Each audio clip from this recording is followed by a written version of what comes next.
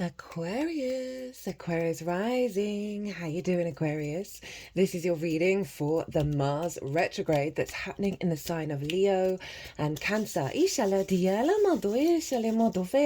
Hello and welcome. My name's Chloe. I work with card divination, astrology, and as you just heard, and as you can see, I channel multi-dimensional energies through my body, both in the form of physical and vocal light language.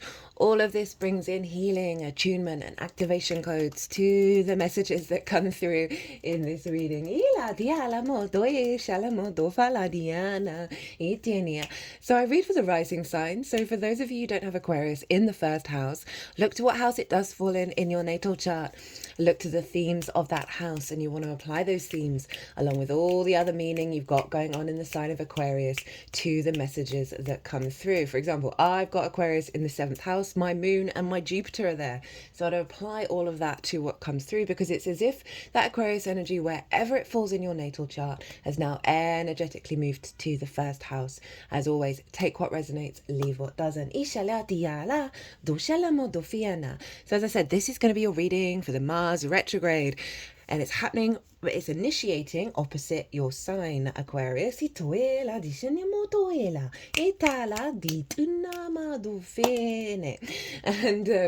Mars retrograde's the least out of all the celestial bodies, right?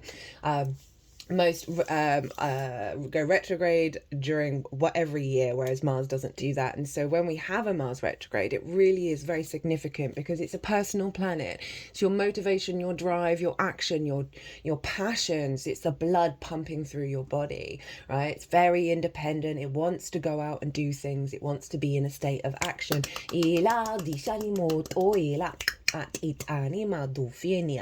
Now, I've done a 2-part series which is more collective energy, and I pulled some oracle cards. They're all here sitting on the deck on the desk. All that energy is coming through into these readings, and it's where I've broken down the astrology in way more detail. I talk about retrogrades, Mars, Leo, Cancer, the combination of the two, the kind of the bigger picture with it all. And as well, I've also broken down the stages of the retrograde and at each moment of that, right? So for example, the moment Mars went retrograde, what was going on in the chart was it will influence what's going on with Mars. And I've broken that down for when Mars went retrograde in Leo, when it moves into Cancer and it's retrograde, when it goes direct in Cancer, and then when it moves back into Leo. So I really break down the different stages and the energy behind them. So as I said, if you want a deeper understanding, go check that out. I'm not really going to go into the astrology very much in terms of those kind of details in these readings. Part 1 is the retrograde, part 2 is the direct motion and the overall energy. So before I begin for you, my lovely Aquarius risings, I'm going to be pulling cards. I'll let you know what's going on with the tarot. I'm going to be pulling cards for 3 different piles. The first pile is going to be what's the intention of this retrograde. There's going to be 3 cards, one representing the whole vibe.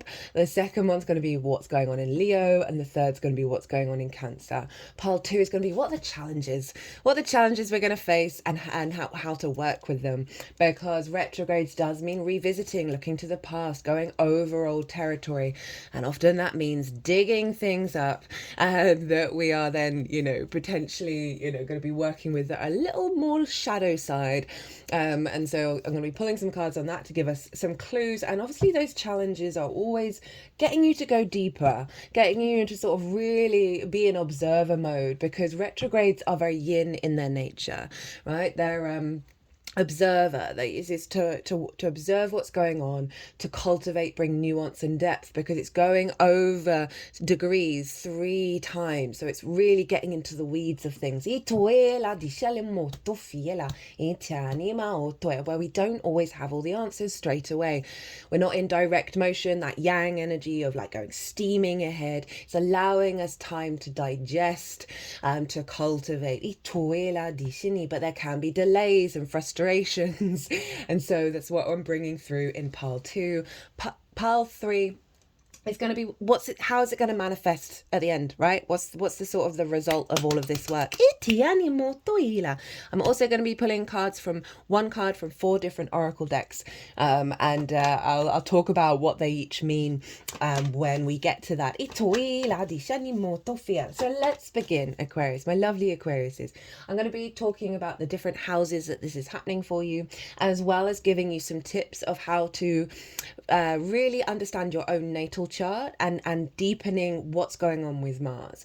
So it's starting in Leo and then moving into the sign of Cancer.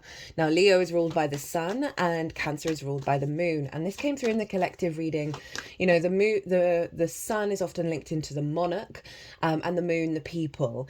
And on an individual level, the paternal figure with the sun and the maternal figure with the moon. Now, this isn't sex specific. We have the masculine, feminine within us, but it's a deep healing around our instincts, our motivation and our drive, our passions, that may have had wounds via those energies, right? So it's a huge upgrade. You know, the sun is our vision, our clarity, our animation, our purpose.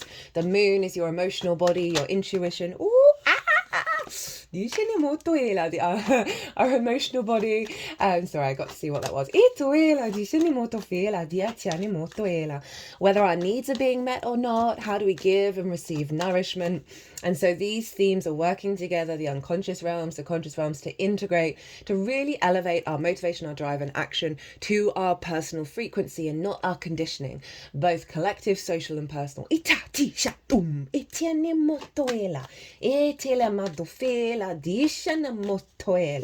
So, Leo, this is in your 7th house, the house of the other, opposite your sign, Aquarius.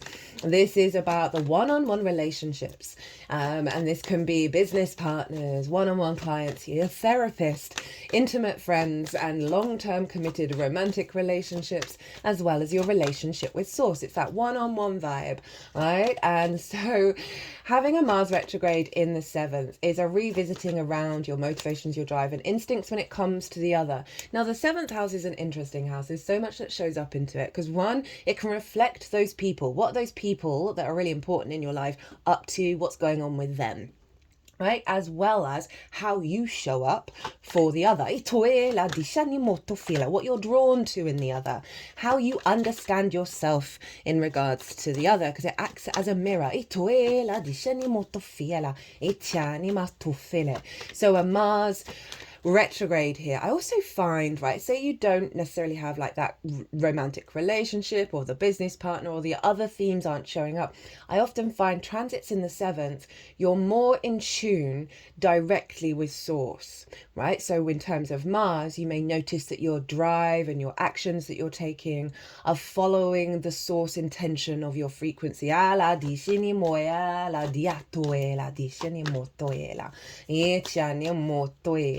So Mars retrograde here. Now, it's going to show 2 sides of the same coin.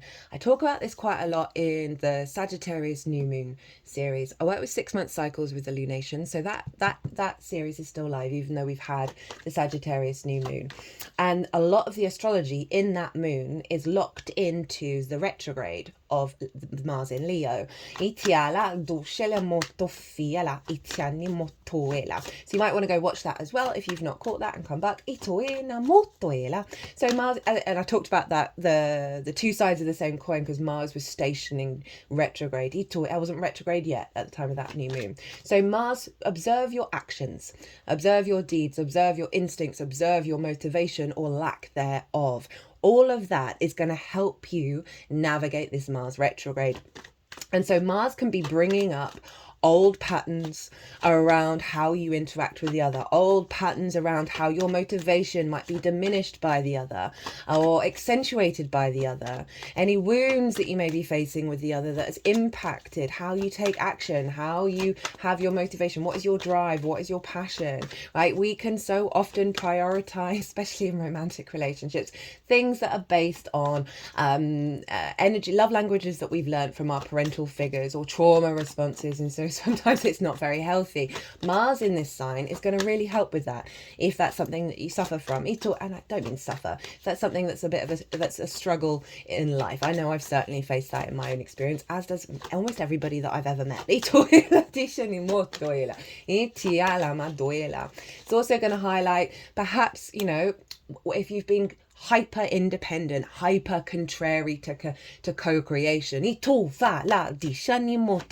it's not actually serving you, where you're doing it all yourself and you're not able to ask help, you're not able to establish a more committed relationship where you're supporting each other, or that you're constantly giving to relationships that don't match what you're able to give, or whatever you're in at the moment, really elevating a deeper understanding of taking your working with the other to the next level.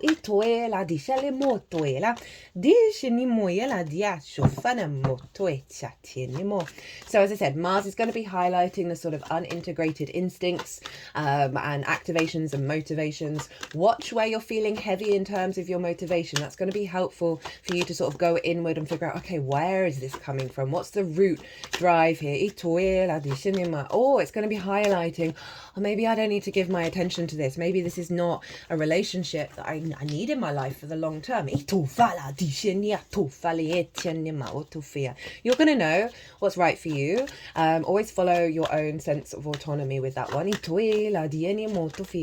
Mars is also going to be highlighting, right, where you're going to be elevating with this, where you're going to be raising that frequency up and finding a heightened level of commitment and integrity, because the seventh house is opposite your first house, and an opposition is ruled by Saturn, and that's all about integrity, commitment, responsibility, and legacy, right? And so it's really going to be helping you elevate that.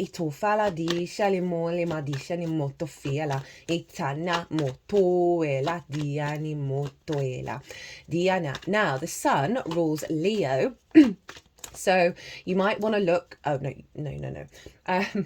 There's just so many little bits that that these transits of the sun are going to be influencing what's going on in the sign of Leo, and therefore influencing Mars. And the sun is currently in Sagittarius, and it's going to move into Capricorn, and those are the two signs that are going to be activated. The themes of those houses are going to be playing a role in the energy of Mars. So Sagittarius is in your 11th house of hopes and dreams, friends, groups and alliances, and reaping the benefits from your 10th house, which is your life path and your career. Career doesn't have to be life path.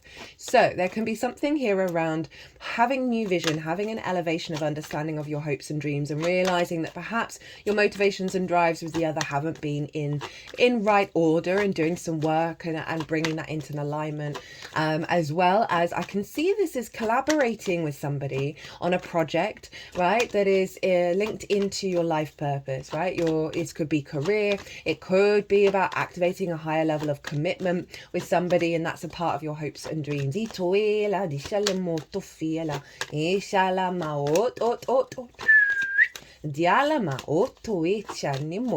a good whistle. So the sun in the 11th, right? This is a sense of the vision and the clarity of like how you want to show up in groups, right? And this can, with Mars, can see where you may not have been able to bring that intimate energy from the 7th into bigger groups through your actions, right? A more meaningful way of showing up for bigger groups. You may be finding that you're a bit disconnected from your soul family and not feeling that intimate connection with people on a one-to-one basis.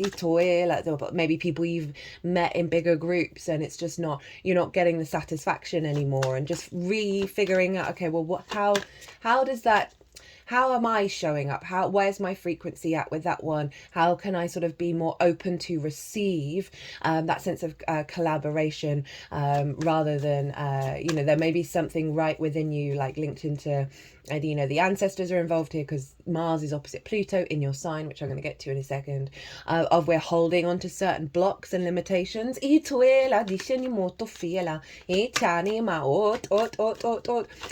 you are wanting to be in a more committed relationship, and this might be a time to observe your actions, as in that's the hope and dream.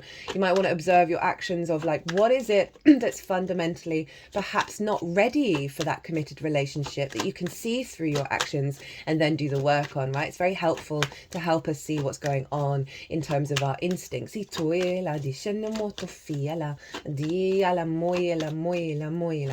may have a new vision about what it is that you want to reap from your 10th house and make steps towards that by working with others, working more with clients. It's then going to move into Capricorn. Right, that's your 12th house, your hidden house, your house of mysteries, right? It's the unconscious realms. Anxiety, depression, loss, grief, all hang out there because in those unconscious realms are our trauma responses and limiting beliefs, right? All of that good stuff. And underneath all of that good stuff is the magic of your soul. And that's the cosmic joke of the universe to put your power up energy underneath the layers of conditioning. I laugh because it is funny. It's a very magical house. It can feel very personal to you, but not necessarily integrated in the rest of the chart. And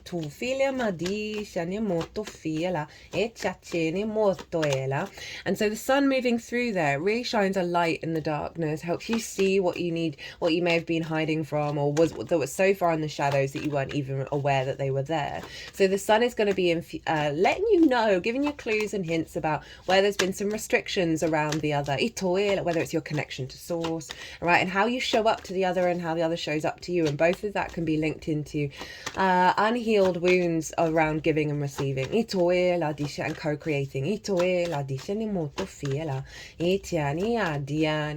I also can see with the sun being in the 12th with Mars in Leo an alignment between the magic of your soul, right, your higher self energy, which is you, and source.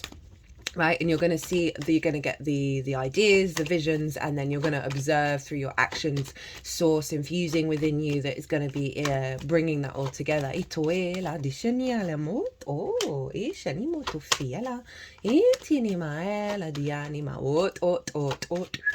So that's the sun energy that's influencing Mars. Now you also want to look to where your sun is in your natal chart, because wherever your sun is always influencing what's going on in Leo. So look to the house that it's in, look to the sign that it's in, and apply that energy to your awareness of those themes, and that energy is going to be showing up with Mars. So say you've got your sun in the 10th, right? This sense of visibility, your career, your life purpose, and maybe you've put too much energy into your career and not enough in establishing healthy relationships. Those themes are likely to come up during this transit, as well as perhaps being more visible, having the other be more visible in your relationship with the other, and really illuminating a stronger connection of wanting to show up and take action and work together.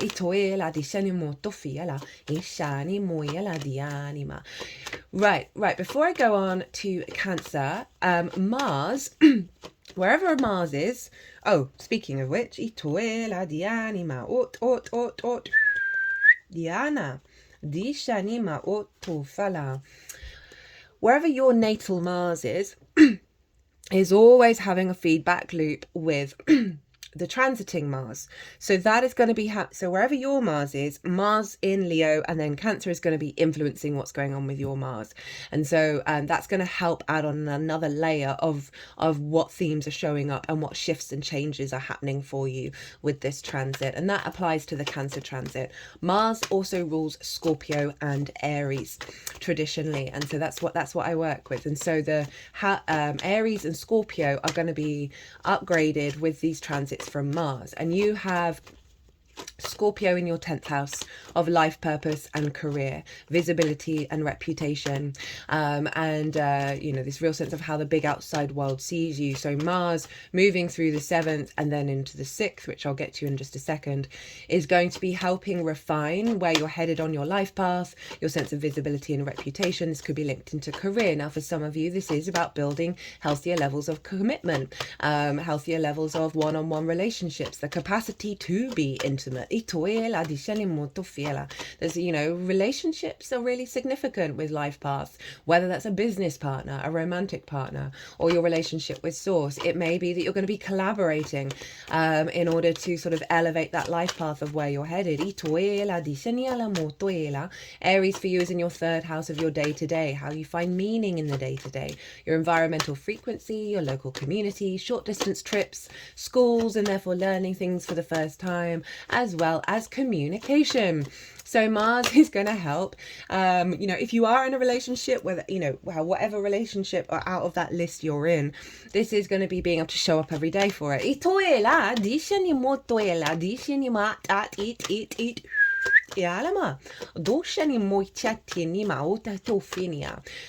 think through navigating through your actions and understanding where there are blockages, where there are extremes with the other, is going to lead to more healthier communication, right? And really being able to show up in higher ways, both to yourself and to the other. Now,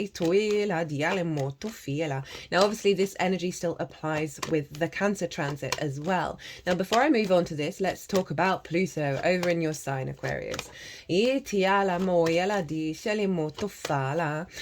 Mars is going to be opposite Pluto for the whole of the Leo transit sections, as well as the end degrees of Cancer. And okay, so Pluto and Mars can highlight conflict, drama, right? Obsession, possession, distorted power dynamics, and our actions on them, right?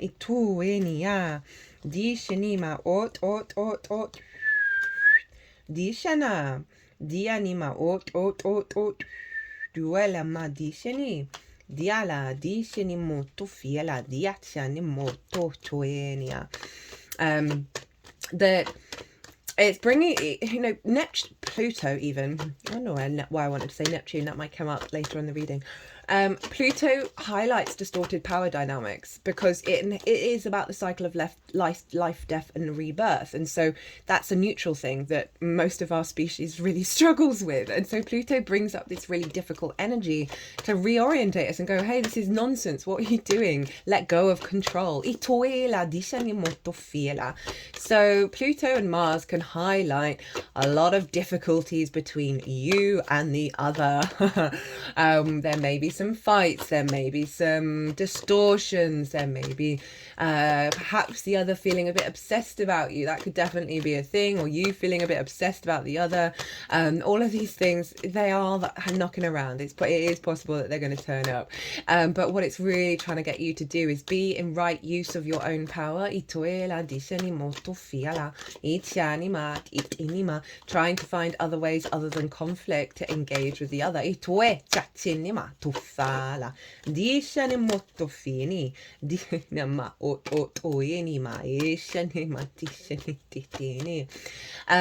so as I said, it's really wanting you to be in right use of power as you're transforming, Aquarius, and making sure that this transformation is in alignment with being able to show up and for the other to be able to show up for you as well. So Cancer energy.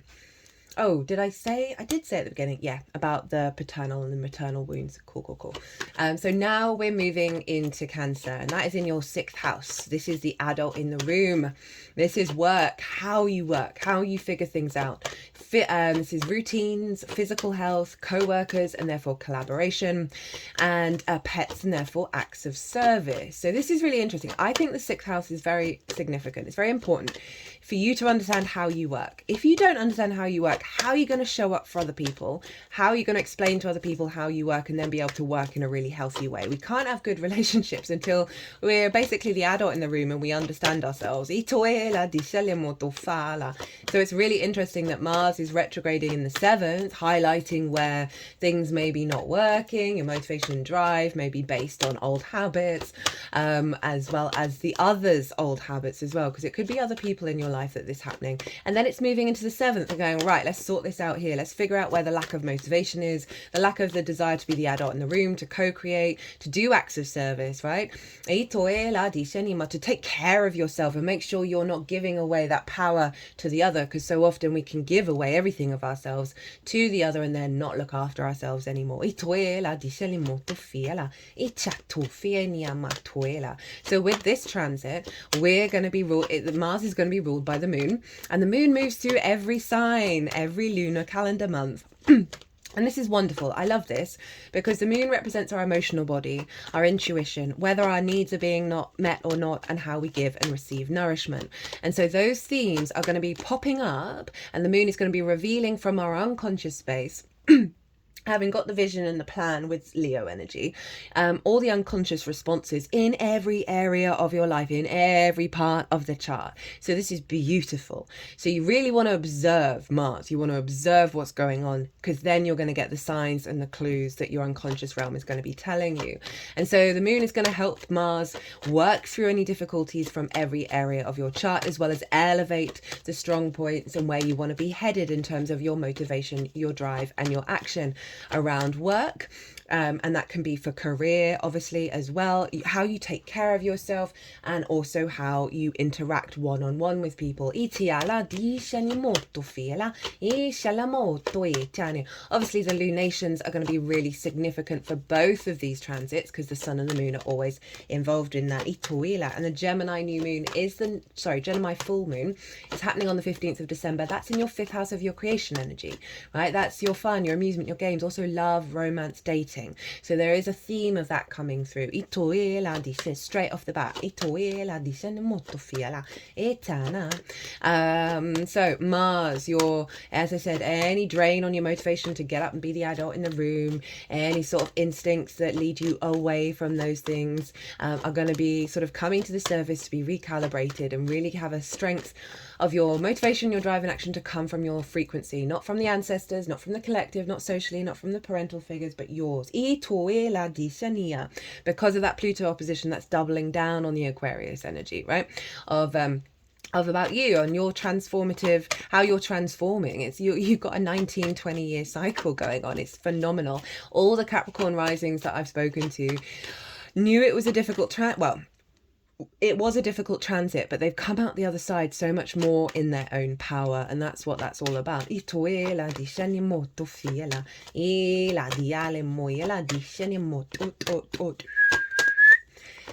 Look to where your sun is in your moon.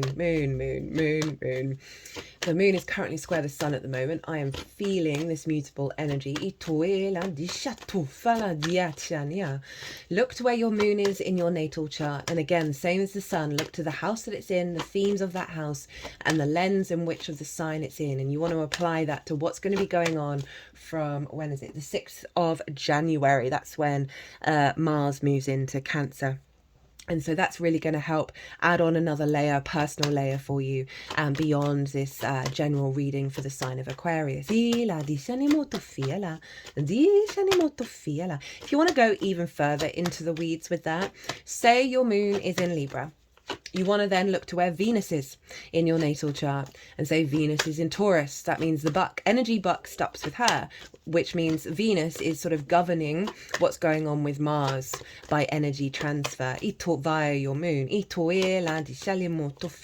So that will, you can do that obviously with your sun as well as your natal Mars. And that's really just going to add on lots more nuance to understanding how this Mars retrograde is going to be affecting you.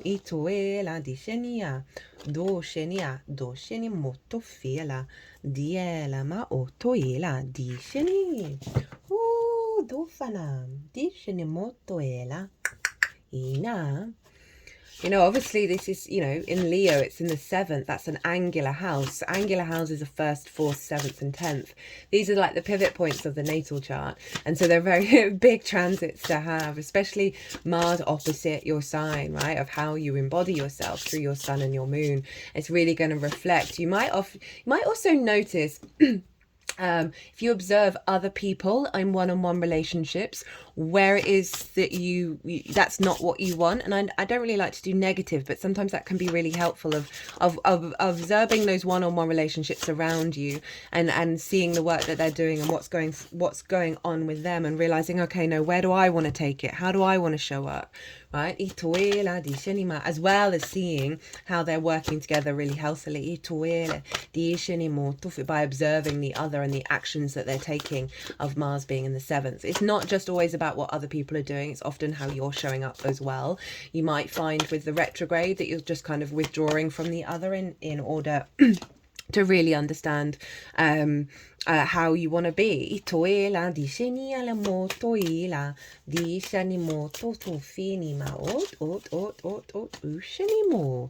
Right, one more oracle card to pull, and then we're going to move on to the tarot. I'm trying to think if there's anything else, some of the core energy that I want to talk about.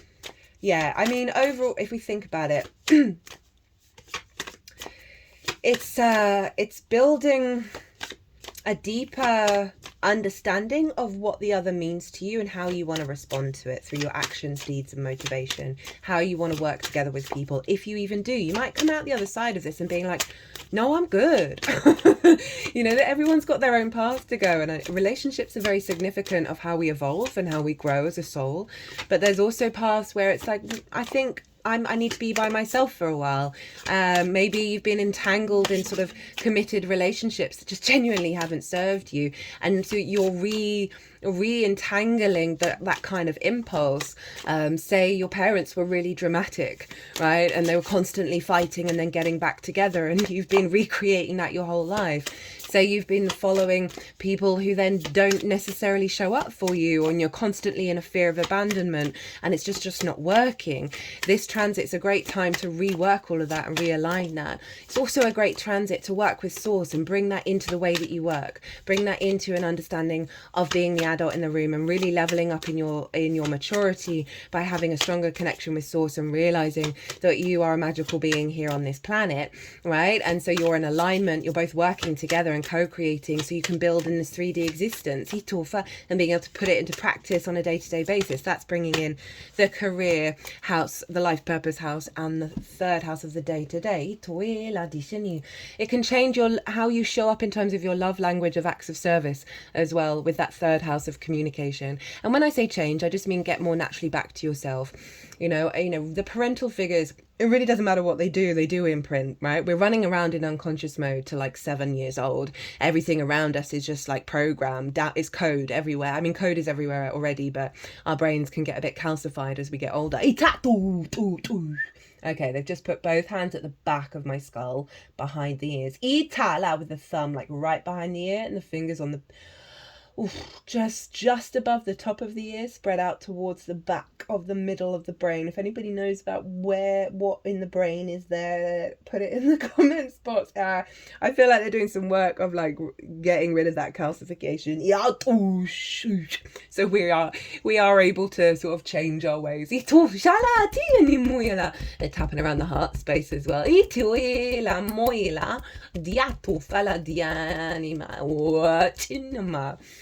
Oh, okay, so Aquarius, let's get into it. First, let's make these a little neater, shall we? So, the intention of this moon, and not of this moon, I apologize, of this Mars transit. Moon's in Pisces right now, squaring the sun in Sagittarius. I'm just feeling very wibbly wobbly. So the overall intention is the 9 of Pentacles. We've got Jupiter for the Leo energy and the 8 of Pentacles for the Cancer energy. So 9 of Pentacles. Making sure you're able to make the right decisions that bring about a holistic life. Happy home, happy work, happy friends, happy lovers, all of the things, right? This figure knows what they need to do in order to get that into their life, right? And so for those of you who aren't interested in love, right, this is not just about that. This can be a happier relationship with Source, business partner, clients, more clients coming in, elevating your friendship levels, all of those kind of things. And so this is Venus in Virgo. So she's shown up actually quite a lot for the readings. And it is again back to our capacity to connect to our inherent frequency and build from that place with this pentacle energy. See all those grapes, they represent abundance. You know, this energy, she's just frolicking in her garden because she's made the right decision. So I love that this is the overall energy with the one-on-one relationships. And so say, as I say, you've given yourself to certain relationships. This is saying no more, as well as if there are some relationships you want in your life, this energy is you're able to make the right decisions to get there and do that, right? So beautiful, beautiful frequency. And then for the Leo energy, we have Jupiter, we have the Wheel of Fortune. And interestingly, Jupiter is in your 5th house of creation energy, of play, of joy, amusement, romance, dating, love, children, all of that kind of stuff. And this is saying fate's changing, right? If you've been through a difficult spot, this is saying this retrograde is realigning that. So your actions, your motivations, your drive are towards the wheel going up, of understanding the cycles and letting go of old cycles because you're aware of the transitory nature, right, of existence. And you're no longer feeling stuck at the bottom. This is one of the biggest yes cards, and so there's a real sense of a shift in the other and you and how those work together. I'm just gonna have to pause for a second. I've got a tickle coming up. This is happening not as regularly as it used to during the year. I think we've done a lot of throat chakra work of being able to speak our truth, understand our needs, shifting perspective, but I'm going to pause for a second. Perhaps there's still some truths you're not quite aware of within yourself.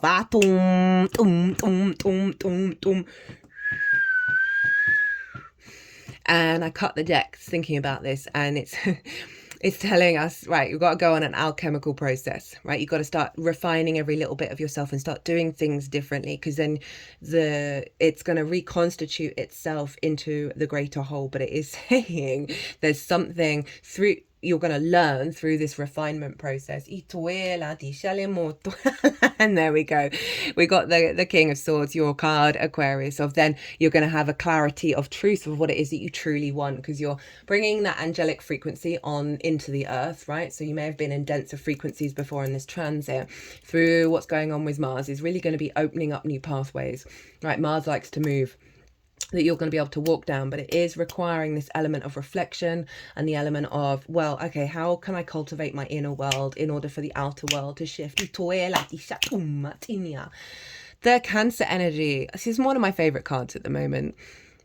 Step up to your own embodied experience and incarnation on this planet. Pull your socks up, get to work, and have a little whistle while you do so. This figure is loving the process of the refinement, of doing the work, of doing the damn thing. They're happy to do it. They're enjoying the ride. I love this for the 6th, right? This is saying that you're going to have a dedication and duty and a smile on your face and a spring in your step as you step up to your incarnation, right? You take care of yourself. You be the adult in the room, and you really loving it, and you really enjoy it. This card is on the way to mastery. So this shift in the retrograde, the shift with the retrograde is getting you more motivated, you more passionate, you're more driven to be that adult in the room. And so letting go of perhaps some child wounds, some inner child stuff, some neglect energy with that 6, of making sure you're not giving away all your power and neglect. The amount of relationships I know of that they get together and in the lead up they were eating healthy, they were taking care of themselves, and they get into a relationship and it's all downhill from there. And that's not what we need. The world is so crazy. We need to be able to feed ourselves well, take care of our physical vessel, and not be burnt out by giving, or taking. We can be both sides of the same coin. Love that with this, right? With the 9. I really, really like this.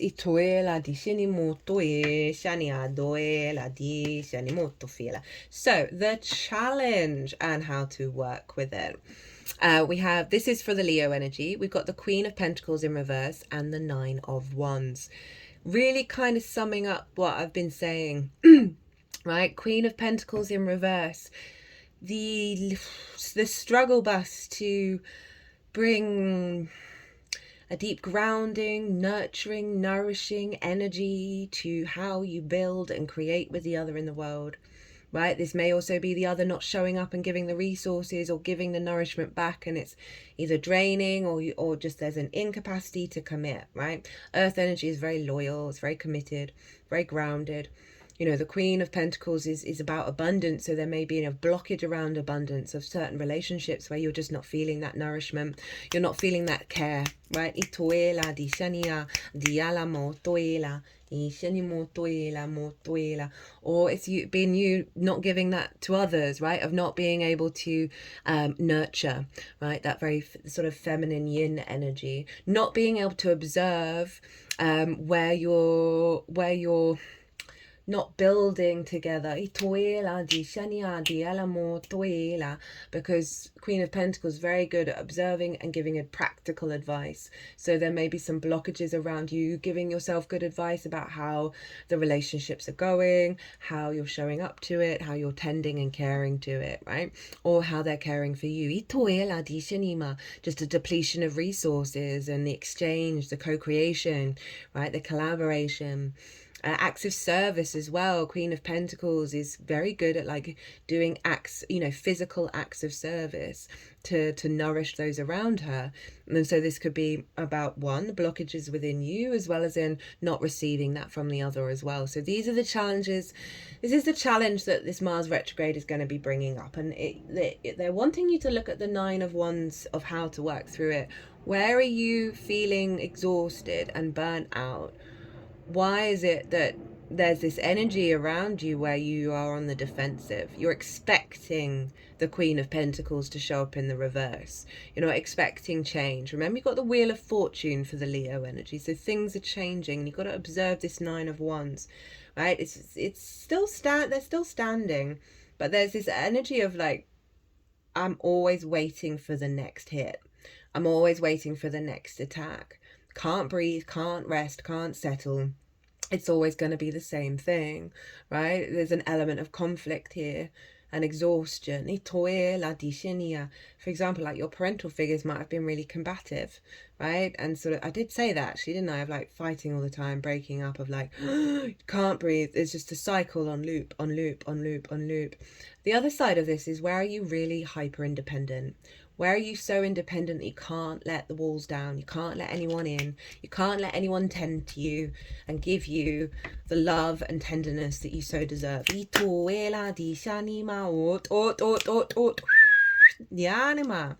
it's calling you to reflect on this impulse, this instinct. Where does it come from?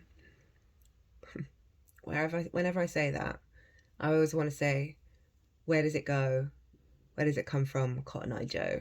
I am showing my age by that being a default song in my head.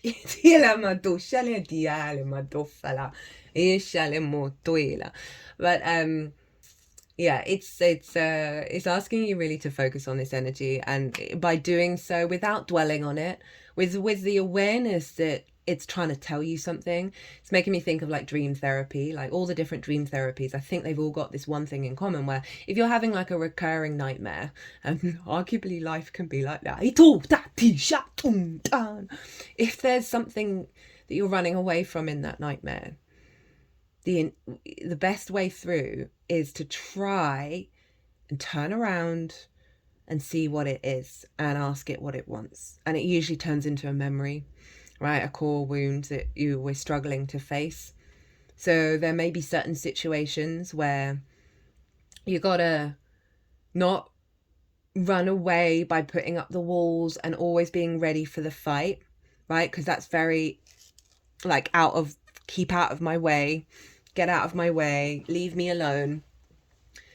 What is it that you're not facing where a healthy conversation would be with yourself, with the other, where you want to express your needs and go, hey, why are you showing up in this way? This is how I'm feeling. And they might turn around and go, oh my God, I didn't mean it like that. Oh, I'm so sorry. And then you end up having a healthy conversation about something that happened in your childhood. Right, the Cancer energy. The challenge and how to work with it. We've got the Tower. So the challenge is that perhaps you felt very on shaky ground, very unsteady, that there are always sudden things happening that are sort of distracting you from being the adult in the room, right? The sort of you know, I mean, I'm just trying to think of other adjectives, but I think I've done the ones that I need to come through. Right, the Tower is Mars's card. This is the first time it's shown up, so hey. And it's a great card, but as a challenge, it's that, and it kind of feels linked into this of always expecting whatever relationship you're in to suddenly implode, suddenly explode, right? Whether you do that because it's something you've witnessed in your parents and then you go and recreate it, as well as the other doing that to you.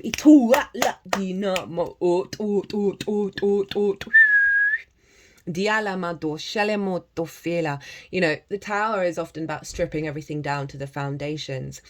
And in terms of the challenge, what I'm hearing is like, just cut and run, burn it to the ground and run. And we can do that in many different ways, right? We can all of a sudden just disconnect. And what was once solid is no more. So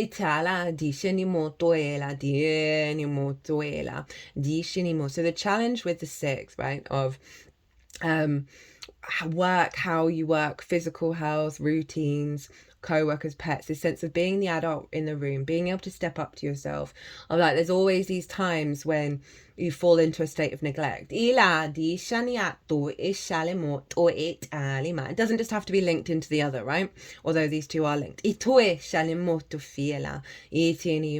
That there are just perhaps where every time you've tried to step up, right, something really catastrophic happens, and now that's kind of imprinted. So it's wanting you to address this energy, right? This response mechanism, right? That maybe you're the one who cuts and runs, whatever it is, of the 3 of Swords in reverse. That these old perspectives, these old ideas, these old wounds are no longer, well, they're probably still lurking around, but they're not really here anymore. They're a bit of an illusion. They're a bit of trapped in a cage of your own making. And the 3 of Swords is saying, focus on the joy, focus on that these swords are falling out, right? And notice when you might be going towards Tower moment of blowing everything up, right? Of, you know, as I said, like that sort of, what's that phrase? Oh, anyway, imagine the Tower more, no, I was going to say, you know, when forest fires happen and they're actually bringing nutrients into the ground, what I'm feeling is like that's the second message of there may be some Tower moments going on that may seem like a challenge, but they're actually dislodging the swords. So the nutrients from that forest fire are coming back into your heart. I just put the hand over my heart space. So yeah, the focal point is to look at that heart and know that it's not in the upright anymore, and do some work. Perhaps when you think of certain things that have blocked your heart, to do some meditation, do some sort of mindful practice of envisaging that sword, that dagger falling from the heart. Remember, we've got not being appreciated by your work, not getting the support that you need, not being able to step up in the way that you really want to. Remember, that's the 8 of Pentacles with that Cancer energy, which is all about stepping up to your own experience and not letting that heart energy that's been broken get in the way. And remember, you've got the changing of the fate. So I know this is kind of like difficult energy, but it's been like that for everybody. It's what happens with a retrograde, especially Mars, because it doesn't happen very often. So it's got to pack a punch a bit more. That this is the intention of all of this. This is the vibe. This is where they want you to get to. So if you hold that in mind, then you don't necessarily see all of this in such a dramatic way. It may feel dramatic, but you can objectively go, I'm cool with this. This is all going to be fine. I've just got to get through it. Now, you know when I half said Neptune earlier? Well, this is like how this is manifesting moving forwards. We've got the Hanged Man, which is Neptune in reverse. We've got the Page of Pentacles, and we've got the 7 of Pentacles in reverse. So the overall energy of how it's manifesting is the Hanged Man in reverse. It's actually shown up for 3 other signs in this very pile. And this is all about having gone through a journey of changing one's perspective to get illumination, right? It's the only halo in tarot. And this represents enlightenment. is it's now in the upright, in the reverse, which means it's upright. You're no longer suspended. You're no longer in that pause mode. You're taking that wisdom that you've learned, that perspective that you've shifted and elevated out into the world, right? So being able to implement it into these two areas.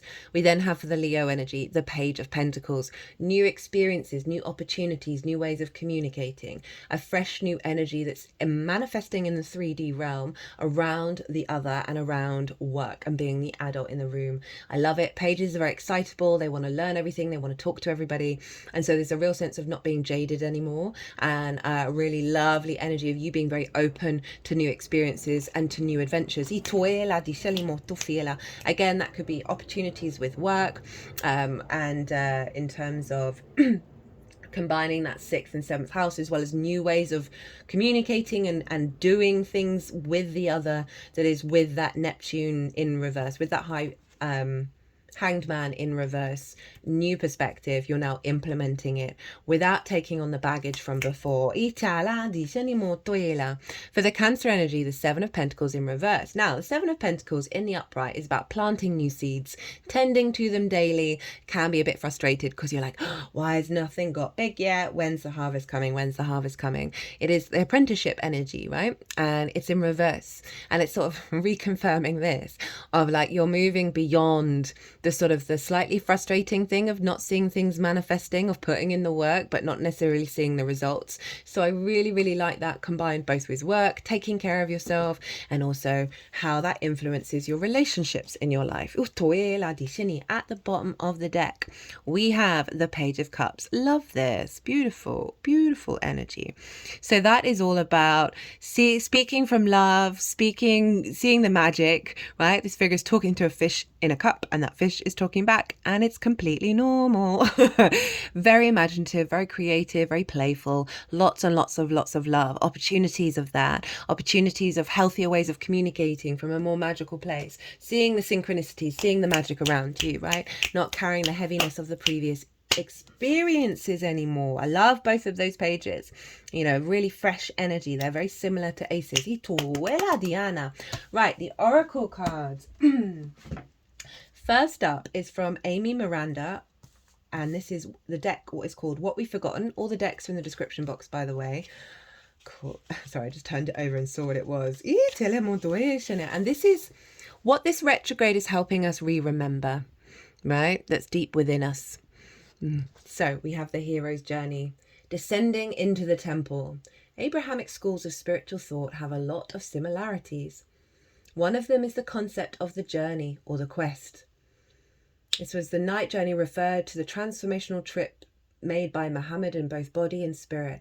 He was said to have travelled from Mecca to the Temple Mount in Jerusalem before ascending into heaven to receive instructions of prayer with which to return to earth. An adventure from one reality to another and back again in one night. This is the hero's journey. This is the origin story of great illumination. Hello, the Hanged Man in the reverse. As we seek wonder, we may discover that the things we have survived have become lessons. The pain becomes holy wisdom. That's the 3 of Swords in reverse. What experiences in your life have transformed the person you are? What pain can be translated into holy wisdom by viewing the experience not just as a part of your life, but as a part of your quest? Where might you be getting divine guidance? I like that with some of that difficult energy that's showing up here of like just helping you reflect on the bigger picture, that you're not trapped in that cycle, that you're not, things change, things adapt and shift. And this is one of the big ones that we're working through, and that transmuting that all into wisdom that's then allowing you to step up to your incarnation in a way that's true to your frequency and not linked into other people's behavior and expectations. Itala di shanimo toila.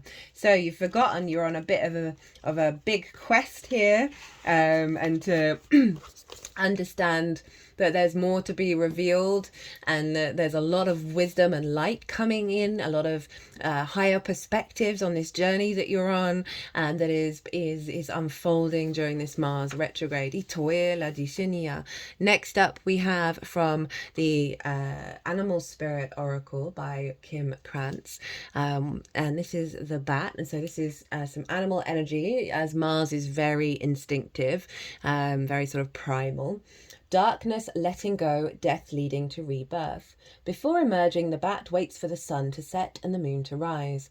In the darkness, it can see all that was invisible in the daylight hours. The bat is a master of the subtle senses, of the underlying forces that cause some things to prosper and others to fade. The bat card shows up to signify the ending of a chapter, the closing of a door. The bat comes swiftly, encouraging us to move on. Very similar energy to that hero's journey. In just a few hours, a new day dawns. No more lingering in the past. When in balance, accepts, adapts, adjusts. When out of balance, refuses to let go, reminisces. To bring into balance, watch the sunrise. That's quite powerful, that those one card after another is kind of like, you're letting go of some big stuff here, and allow that process. Don't let those old wounds keep your motivation, your drive and action stuck and stagnant. Right, next up, this is sort of describing the journey, right, that we're on, and we've got the Fool's Embrace, transmuting pain. Again, this I kind of remember the overall theme of this card, and it's very tied into this. But remember, you got the Wheel of Fortune, 9 of Pentacles, 8 of Pentacles. This is what you're going through, is allowing you to create and build in the 3D. With that Page of Cups. Transmuting pain, allowing life to love you. The experience of both and. The pain of life is sometimes unbearable. When we're in it, we think that pain, that loss, that betrayal will always be woven through the way that we identify with the pain and what we make it mean. If we let it, it becomes etched into us like a tattoo. No matter where on the spectrum of pain you find yourself now, whether it will be mild disappointment or searing loss, it's time to make peace with it. Befriend it rather than resisting it, running from it, or judging it as bad or unfair or hostile. Can you see the gift that is here? Surrender to the Fool's embrace, allowing the truth to envelop you in love and compassion. What if you could learn something amazing from this? What is truly yours will not pass you by. Something better and perfect for you is waiting elsewhere. If you could come to terms with the liberation and freedom inherent in your loss, your broken heart might open you up to a greater sense of humanity and compassion. As in the narrative of the tarot, the Fool will be at the beginning of your life's adventure and at the end when you've integrated all the wisdom you've accumulated along the journey. He will never let you down or lie to you. He will, however, teach you how to revel in both the beauty and the desperation of life. Both and this and that will always be true. Remember, the pearl can't be created without the gritty sand, causing discomfort and acting as a catalyst in the oyster. Your pearl is discovered in radical acceptance that everything has value. All is well now and will be well. Remember that today as you feel the Fool's embrace. That hasn't happened so far, where all three cards are kind of doubling down on the same message. Not in such a really straightforward, obvious way. So, I mean, the message is pretty clear, Aquarius. That is... Final card. And this is from Rainbow Brain Skull. 1 second. Don't spend time on it. Spend time in it. Reading and research will only take you so far. Being in the field can offer a greater understanding than textbooks even. Go out and get your hands dirty. I feel like this is you after the journey, right? After the recalibration, and also during as well, because Mars retrograde does give us the space to try different ways of behavior mechanisms, try different actions and see what happens and see how what lands, rather than, you know, the worry and the fear of how it's going to turn out. So if you are getting impulses that feel like, oh, I haven't done this in this way before, go on and do it, right? I also feel like this is, you know, for those of you who might have felt a little withdrawn when it comes to the other of showing up in different ways with it, trying different things, as well as in the way that you work as well, that having transmuted this pain is then going to be about going back out in the world and allowing allowing the shift of frequency to show up for you. Because if we're just sort of isolated, it's not going to happen. You know, I'm just thinking of so regulars, you know, this happened over the summer, but I adopted two rescue cats, and one of them, after 3 days of having them here, they'd been in a cage for 6 months, bear that in mind. After 3 days, one of them got out and then was gone for 5 weeks, and it was very obvious when she turned up that she was traumatized by the experience, and it took a really long time to get her out of her trauma body. And one of the things was play, right? Because putting yourself in a situation where you're then sort of focused on something that brings you joy gets you out of the over-worrying, overthinking of repeating certain cycles. So if there's a certain practice that you want to do, or a certain friend that you have, or relationship with source that brings you a lot of joy, I really do recommend following that energy and spending time with that, right? That is going to help once you've done the work of transmuting this pain, that there's going to be like, try not to be too cautious in how you then go out in the world again. Do something that can be quite distracting, right? So your body then is no longer thinking of that, and then you're doing something that's really elevating and happy.